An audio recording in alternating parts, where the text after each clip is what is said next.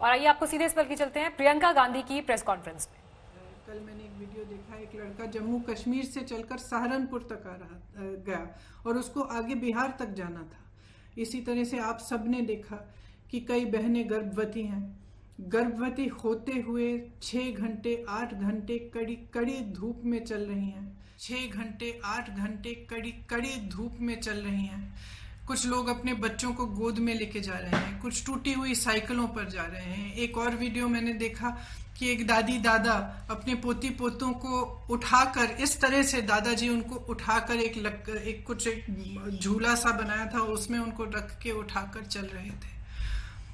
अब हम सबको अपनी जिम्मेदारी समझनी पड़ेगी। ये सिर्फ भारत के लोग नहीं हैं, ये भारत के वो लोग हैं जो भारत की रीढ़ की हड्डी हैं, जिन्होंने ये इमारतें बनाई जिनमें हम रह रहे हैं, जिनके खून और पसीनों से ये देश चलता है। हम सबकी जिम्मेदारी है इनके प्रति, मेरी है, आपकी है, सरकार की है, हर राजनीतिक दल की है। इसलिए मैं समझती हूँ कि ये राजनीति करने का समय नहीं है। बहुत ही स्पष्ट हूँ कि हर राजनीतिक दल अपने राजनीतिक परहेजों को दूर करते हुए सकारात्मक भाव से, सेवा भाव से लोगों की मदद में शामिल हों। तो उत्तर प्रदेश की जो कांग्रेस पार्टी है, इसी भावना को लेकर जैसे ही लॉकडाउन की अनाउंसमेंट हुई, उसके अगले दिन हमने हर जिले में वॉलंटियर ग्रुप बनाए, जिसको हमने कांग्रेस के सिपाही का नाम दिया। इन वॉलंटियर ग्रुप्स के जरिए हमने हेल्पलाइन जारी करी हर जिले में, और दिन रात हम खाना राशन बांटने का काम कर रहे हैं। इसके अलावा हमने सांझी रसोइयाँ खोली। उसके अलावा हमने हाईवे की टास्क फोर्स बनवाए, जो हाईवे पे जो चल रहे हैं उनकी मदद के लिए है। तो तमाम ऐसे कार्य हमारे बड़े से बड़े लीडर और हमारे ग्रामीण स्तर के कार्यकर्ता, हमारे जिला स्तर के कार्यकर्ता अपने ही साधनों से ये काम दिन रात कर रहे हैं। और इस काम के जरिए हमने अब तक 67 लाख लोगों की मदद की है। उसमें से 60 लाख के करीब उत्तर प्रदेश में ही हैं, और 7 लाख लोग ऐसे हैं जो उत्तर प्रदेश के बाहर फंसे हुए थे, जिनको खाना राशन की ज़रूरत थी और जिनका वापस आने के लिए हम कोऑर्डिनेशन कर रहे हैं। हमारी एक सेंट्रल हेल्पलाइन भी है, उसके ज़रिए भी हम लगातार दिन रात कोऑर्डिनेशन करते हैं। तो हम मदद करना चाह रहे हैं। हमारी भावना शुरू से सकारात्मक रही है और सेवा का भाव रहा है।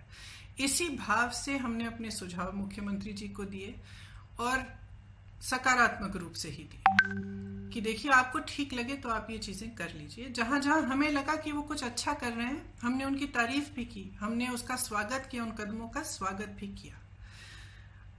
कुछ समय से हम कह रहे थे कि यूपी रोडवेज की जो बसें हैं उनको प्रवासी भाई बहनों के लिए उपलब्ध करा दीजिए, ताकि उनको जो जो पैदल चल रहे हैं वो बसों में बैठकर बसों में बैठकर सुरक्षित तरह से अपने घर गांव पहुंच पाए। तो हम काफ़ी समय से ये सुझाव दे रहे थे, ये मांग कर रहे थे। जब एक दिन कई हादसे हुए, कई एक्सीडेंट हुए, और हमने देखा कि यूपी की रोडवेज की जो बसें हैं वो अभी भी सक्रिय नहीं हुई हैं, तो हमने एक मुख्यमंत्री जी को एक चिट्ठी लिखी कि हम 1000 बस को उपलब्ध करेंगे। गाजियाबाद और नोएडा बॉर्डर पर हम इन बसों को रोक देंगे, और आप अगर अनुमति देंगे इसके संचालन के लिए, तो जो प्रवासी भाई बहन दिल्ली और एनसीआर क्षेत्र से चल रहे हैं उनको हम इन बसों में बिठाकर अपने घर तक पहुंचा देंगे। तो अगले दिन मुख्यमंत्री जी ने ये ऐलान किया कि यूपी रोडवेज की 12,000 बसें हैं, इन्हीं का इस्तेमाल होगा और आपकी बसों की ज़रूरत नहीं है। तो हमने 17 तारीख को सुबह 500 बसें गाजियाबाद में खड़ी की थी, हमने उनको वापस भेज दिया। अगले दिन उनसे एक और चिट्ठी मिली कि आप अपनी लिस्ट दे दीजिए, और 1000 बस की आप लिस्ट दे दीजिए। उसमें चालक का नाम होना चाहिए, परिचालक का नाम होना चाहिए, फिटनेस सर्टिफिकेट वगैरह सब कुछ आदि होना चाहिए, ये हमारे पास पहुंचा दीजिए। तो हमने उनको धन्यवाद दिया कि आपने हमें अनुमति दी है बसों को चलाने के लिए, आपको हम लिस्ट उपलब्ध कर देंगे। तो 4-5 घंटों बाद हमने वह लिस्ट उपलब्ध कर दी। फिर 11:30 बजे रात को उनसे एक और चिट्ठी मिली कि आप अपनी 1000 बसें लखनऊ पहुंचा दीजिए कल सुबह 10 बजे। तो इसमें हमने कहा कि देखिए, हमारी बसें खाली दिल्ली से लखनऊ जाएंगी। इन बसों का मकसद ही ये था कि गाजियाबाद और नोएडा से, एनसीआर क्षेत्र से जो चल के जा रहे हैं उनको हम बिठाकर उत्तर प्रदेश के गांव और जिलों में ले जाएं। तो इन बसों का लखनऊ तक खाली चलना तो पूरे मकसद को ही खत्म कर देता है। तो हमने उनसे ये सुझाव दिया कि देखिए, हम गाजियाबाद नोएडा में इन बसों को तैयार रख लेंगे, आप परमिट दे दीजिएगा।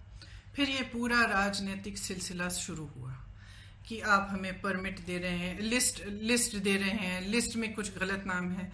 जो भी है, मैं इन चीज़ों में नहीं पढ़ना चाहती और मैं सरकार पर सवाल भी नहीं उठाना चाहती। अगर उस लिस्ट में कुछ ऐसे नंबर हैं जो गलत हैं, कोई बात नहीं, हम एक नई लिस्ट भी उनको दे सकते हैं। मैं सिर्फ ये कहना चाहती हूँ कि 17 तारीख को 500 बसें हमने गाजियाबाद बॉर्डर पे खड़ी की थी। अगर वो 500 बसें चली होती तो कम से कम 20,000 लोग घर सही सलामत पहुंच जाते। कल हमने 900 बसें, 500 बसें राजस्थान के बॉर्डर पर और राजस्थान यूपी के बॉर्डर पर, और 300 से अधिक बसें, जिनकी पूरी टोटल संख्या 900 के करीब थी, हमने गाजियाबाद बॉर्डर पे, दिल्ली बॉर्डर पे हमने उपलब्ध कराई।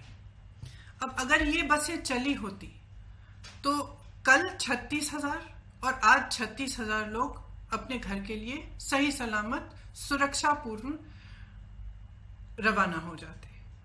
लेकिन हम इस राजनीतिक सिलसिले में उलझे रहे। उन्होंने कहा कि लिस्ट गलत है, कुछ ये हो रहा है, वो हो रहा है, बसें हमारी पहुंच गई हैं। कल 4 बजे से हमारी बसें बॉर्डर पे खड़ी थी, उनको आगे परमिट, यूपी के जहाँ पे उन्होंने कहा था कि यहाँ पे हमें गाजियाबाद और नोएडा में 2 पॉइंट्स दिए थे, यहाँ तक पहुँचाइए, वहाँ जाने का परमिट ही नहीं दे रहे हैं यूपी के अंदर। तो बसें खड़ी रही, आज भी खड़ी हैं। अब मैं सिर्फ ये कहना चाहती हूँ कि देखिए, 4 बजे 24 घंटे हो जाएंगे कि ये बसें उपलब्ध हैं। अगर आपको इस्तेमाल करनी है तो इस्तेमाल करिए, हमें अनुमति दीजिए। आपको भाजपा के झंडे लगाने हैं, इन पे अपने भाजपा के स्टिकर लगाने हैं तो बेशक लगाइए, बेशक लगाइए। आपको अगर कहना है कि आपने उपलब्ध कराई है तब भी कराइए, लेकिन इन बसों को चलने दें। क्योंकि जब तक हम इस राजनीतिक उलझन में पड़े रहे हैं ना, जब तक आप अजीब अजीब से बयान दे रहे हैं और तमाम इश्यूज उठा रहे हैं, तब तक हम कम से कम 92,000 लोगों को घर पहुंचा सकते थे। और वही 92,000 लोग आज धूप में चल रहे हैं, उनके सामने तमाम मुसीबतों को झेलते हुए चल रहे हैं। तो मैं सिर्फ मुख्यमंत्री जी से ये आग्रह करना चाहती हूँ, हमारी बसें वहां पे 4 बजे तक खड़ी हैं, आपको इस्तेमाल करनी है तो आप हमें परमिट दीजिए, अनुमति दीजिए कि हम उनका संचालन कर सकें। अगर आपको नहीं इस्तेमाल करनी है तो भी कोई बात नहीं, हम उनको वापस भेज देंगे। हमने 3 दिन पहले भी वापस भेज दिया था 500 बसों को, हम वापस भेज देंगे। जिस तरह से हम लोगों की मदद कर रहे हैं, जिस तरह से हमारे लोग हर जिले में, हर शहर में, हमारे कार्यकर्ता प्रवासी भाई बहनों के और लॉकडाउन और महामारी से जो पीड़ित लोग हैं उनकी मदद कर रहे हैं, उस तरह से हम करते रहेंगे। हमें कोई परवाह नहीं है कि आपकी बसें हैं या हमारी बसें, हम सिर्फ एक सेवा भाव से मदद करना चाह रहे थे। तो मैं कहना चाहती हूँ अपने खास तौर से अपने प्रवासी भाई बहनों से जो इस संकट में हैं और जो पैदल चल के जा रहे हैं, कि कांग्रेस का एक एक कार्यकर्ता, एक एक नेता आपके साथ है। आप उत्तर प्रदेश के जिस जिले से, जिस शहर से गुजरेंगे, आपके लिए पानी उपलब्ध करेंगे, आपकी कोई भी सुविधा की जरूरत हो वह उपलब्ध करेंगे। हमारी जो क्षमता है उससे हम पूरी तरह से आपको मदद करने की कोशिश करेंगे और हम आपके साथ इस संकट में खड़े हैं। धन्यवाद।